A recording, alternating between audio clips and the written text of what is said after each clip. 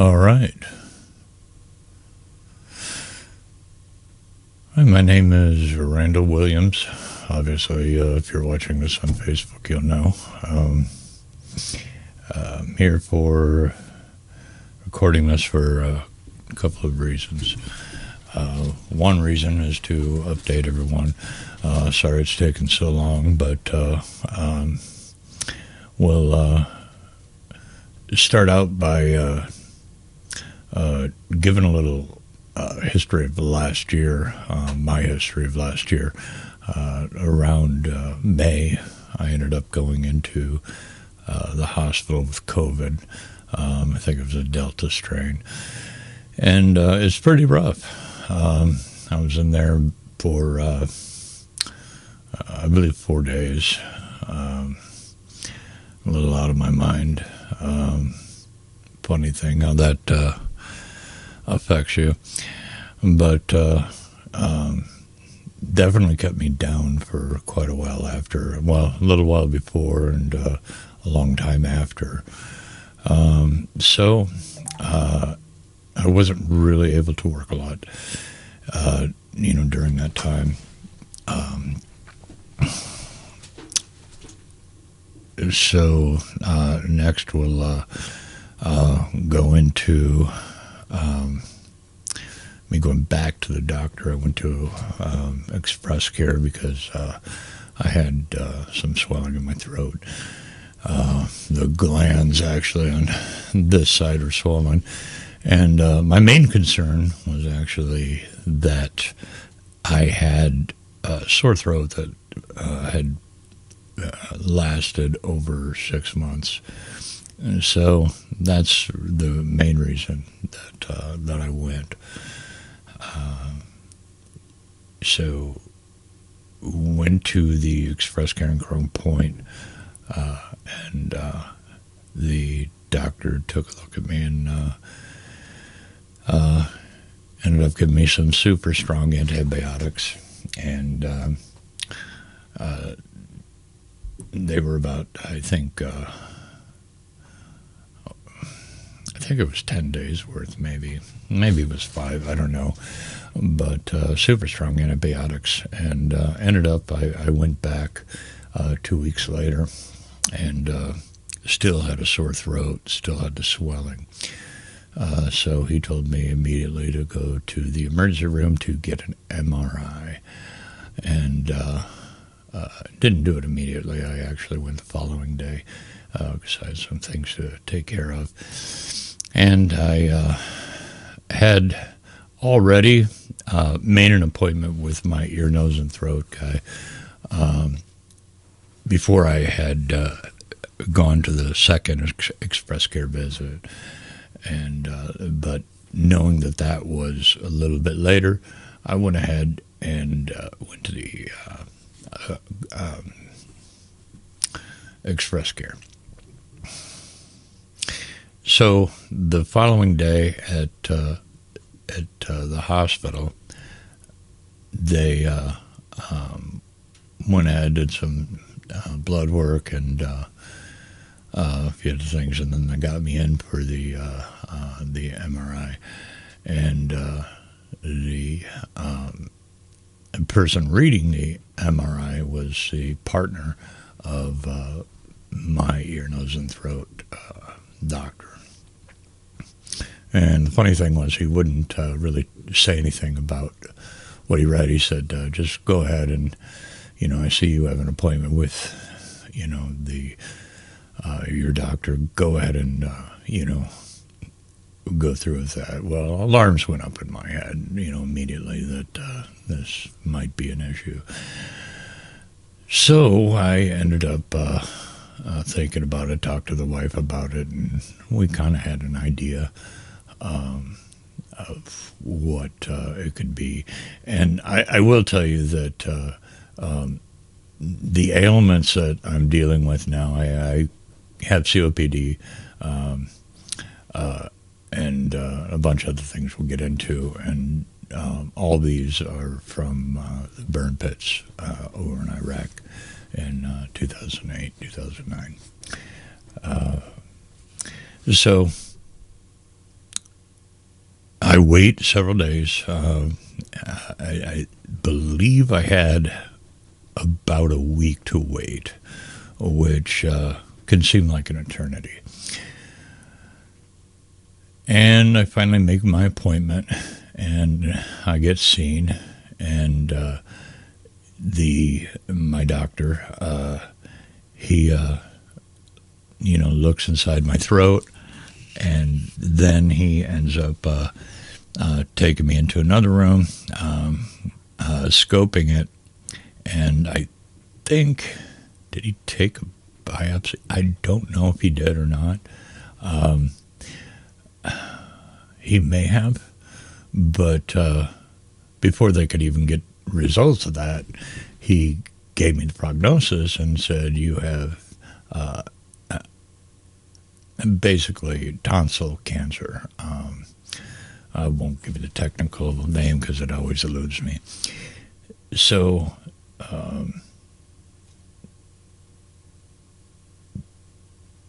I was a little taken aback, but he said it's also in the the throat and your glands. That's why your glands are larger now. So he recommended a doctor in. First he recommended a doctor in Rush, and my insurance wouldn't cover that because it wasn't in Indiana. So he recommended me then to a doctor in Indianapolis, and he was supposed to be a really, really high-rated doctor or surgeon, for this. And myself and my wife went and met with him, and we, he confirmed, with what he saw, that, he had someone look at the chart and as well as, or the MRI, as well as himself, and read the doctor's notes. And he said, well, it's not such a bad thing, of all the cancers to have, this one is, not the worst. And one thing was that it was definitely not from smoking in the past, which was pretty cool to hear, because everything gets blamed on smoking, even though you start healing, right after. But in this case, there was other things that that were possible, and come to find out again, another thing with burn pits. So he asked me if I wanted to just do radiation, or if I wanted to do surgery, and then, if needed, radiation. And he gave me the good side and bad side. And, well, I went ahead with the surgery, which he said would be performed with him with a robot.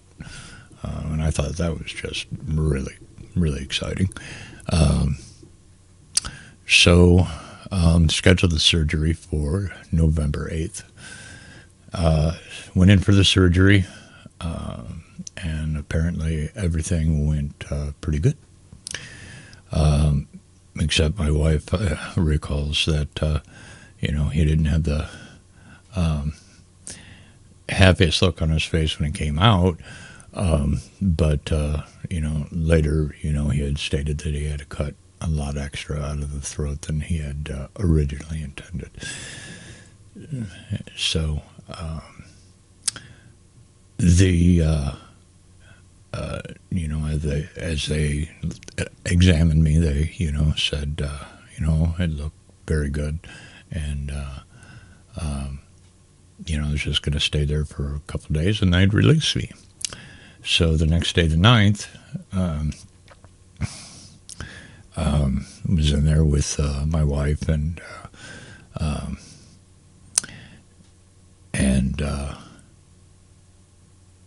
my sister-in-law, who had flown out from California. And so I don't remember a whole lot about that part, but that's another story. So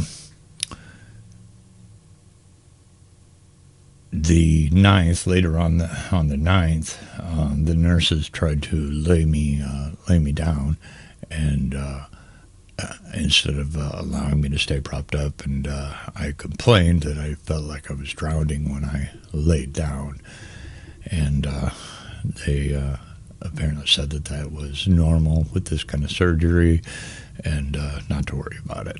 Well,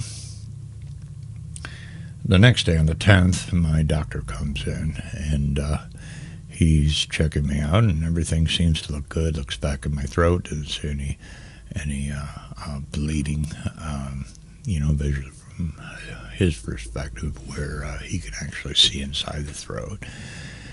And that he ends up turning, and all of a sudden, blood starts spurting out of my throat and mouth, and apparently a vein, or I just read actually was an artery had ruptured. Well, he ended up taking and sticking his finger in my throat to stop the bleeding, and it prevented him from being able to prep for surgery, because he really didn't want to take the until he could get the bleeding stopped. He didn't want to take his finger out, and I told him, he was a very good doctor, and did a good job before I passed out. And don't remember a whole lot of reality after that, but as I read, and my wife has also said, they had a hard time controlling the bleeding. After all, they told us it was a vein, but in the paperwork that I'd recently read, it stated that it was an artery. But so I was unconscious, and continuing to bleed, and the everybody was gathered around trying to get everything in order, and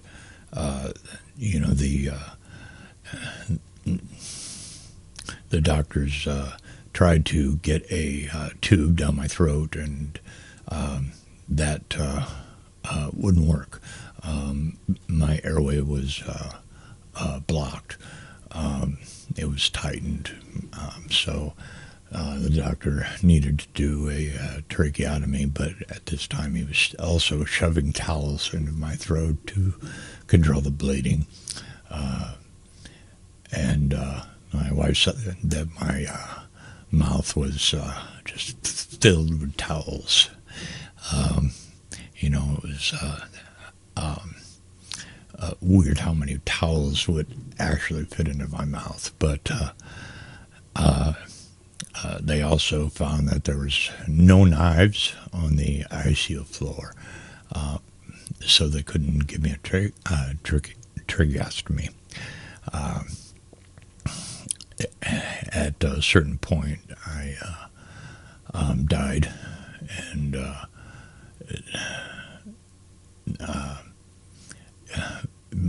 blood stopped going, to my brain, and finally, the partner of the doctor was happened to be passing by, and he happened to have a knife in his personal bag, but there were no knives in the ICU floor. So he helped to open up the trach and inserted that, and they were also then they started giving me chest compressions, and because apparently my heart had stopped, and so they, at this point, I guess I was gone for over 5 minutes, so had no blood going to the brain for that all that time, and I started having seizures, and they ended up at this point putting me into an induced coma.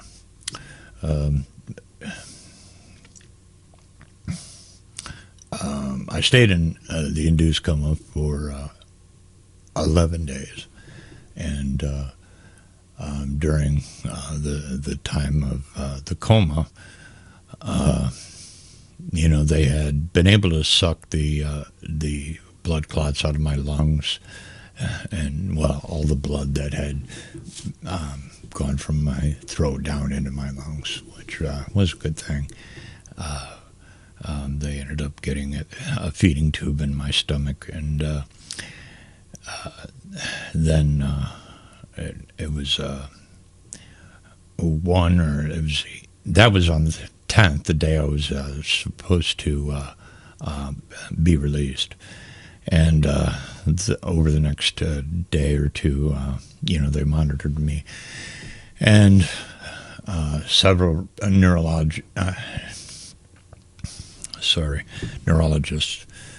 came in and examined me, and they gave my wife. One of them gave my wife the prognosis that most likely I wasn't going to live, and if I did by chance live, I would not have what did they say? I would not have a real life again. I'd basically be a vegetable for the rest of my life, because the lack of brain activity and so forth, the loss of blood, and the damage that it had caused to the brain.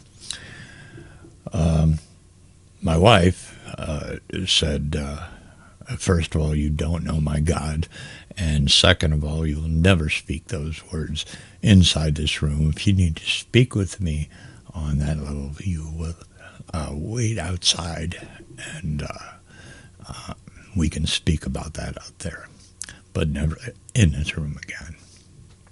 And there's a lot to that, because patients that are in comas, believe it or not, they can hear a lot of what goes on, and I can tell you for sure that I heard a lot of what was going on. And the reason I know this is because I lived in an alternate reality while I was in a coma. We won't really go into that much, but I will tell you that the stories that my sister-in-law were telling me helped to develop my alternate reality. And so it's strange. And the alternate reality wasn't like a dream. It was very vivid, and I can recall every single thing, even 10 months ago, which were, almost 11 months ago. I can recall all the details of in color. So, that is basically what happened. So I was out for 11 days, and apparently I came back slowly, and one of the times my wife got close, got into, saw that I was awake, and got really close, looked in my eyes, and she said, "Do you know who I am?" Well, I said the name of my ex-wife, and then hit her with a pillow, and so she knew I was back, because I'm a jokester like that. So, in a nutshell, that's kind of what happened. They immediately transferred me to another hospital in the same area for some rehabilitation to get the trach out, and then a little bit of rehabilitation. They were looking for a place to send me for better rehabilitation, and because I was on different drugs, I don't do well under many different drugs. I was a little hostile towards being stuck there and them yelling at me every time I put a leg out of my bed. So I broke out, signed myself out, and they wouldn't bring me a wheelchair even though I couldn't walk. I actually didn't have use of my legs, my arms, or my voice. I did communicate some. I made them write up a block of letters, and I was able then to communicate with my wife, because I had lost that, which I don't, I'm not sure how that all played out. Well, maybe I still have a problem with my voice and my arms, and a little bit, I'm working on it, but they wouldn't bring me a wheelchair so I could leave, and so I called an Uber and told them I'd low crawl out, and started a low crawl, and they ended up intercepting my Uber and telling them to just go, and then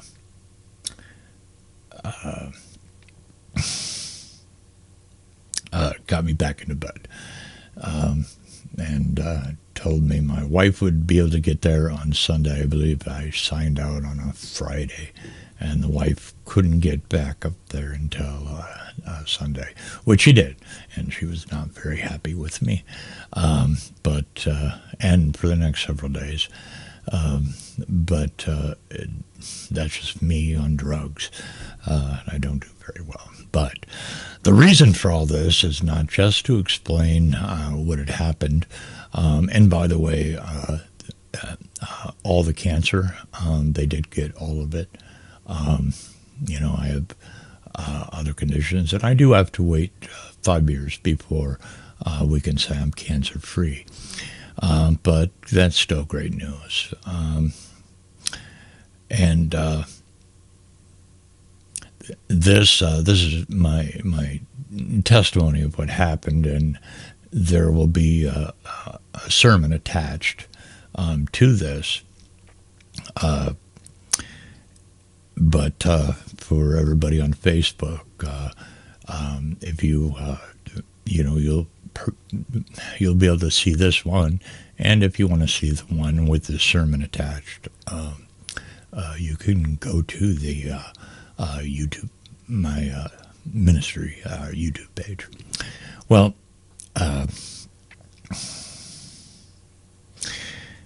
so the reason for this video is to thank everyone. I and my family received a ton of support from so many different places. Military buddies from overseas rallied up, and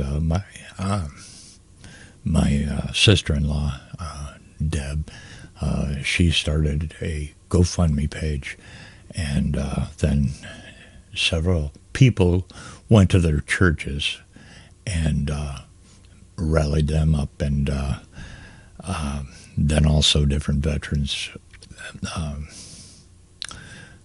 groups who were rallied by a DAV's rep who happens to be a friend of mine and a Christian, and I won't say his name, as I won't say the names of the Christians that did. And the reason I won't is because I would not want to take away the reward that you receive in heaven for the kindness that everyone did. We didn't lose our house. We were able to pay all the bills, and you were all such a blessing. You were a blessing for the money that we received, for the prayers that we received, and I want to thank everybody out there, because without you, I would have definitely lost, or my family would have lost pretty much everything. And you guys helped sustain until I could actually get help from the VA through my disability, being that I have a lot of things from the burn pits wrong with me. And so thank you all. God bless every one of you. And again, this is part one of my testimony and sermon, and I have more to add to this, but I just wanted everyone, and I'm sorry again that it's taken so long, but it's taken a long time to get my voice back. Plus, being able to type on the computer, my hands, I'm able to use them more now. My legs, I can actually walk. Sometimes I regress. It goes back and forth. They said it was going to be permanent, the brain damage, but I have good days and bad days. This day is a good day. I'm talking okay, and I'm sure everybody can understand me. And in part, that's thanks to Becky Osborne music choir class, because when I went through therapy for my voice, they were pretty amazed. But what they were going to teach me is what she had already taught me in school about speaking through your diaphragm, so many other things, and how to enunciate.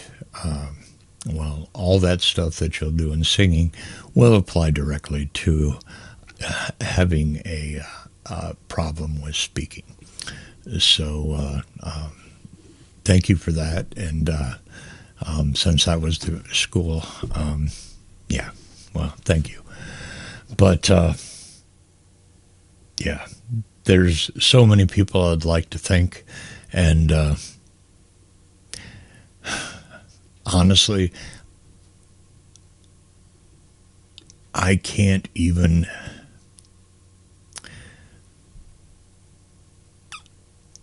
I received so much help that I don't even know where all of it came from. But God bless you all. Thank you.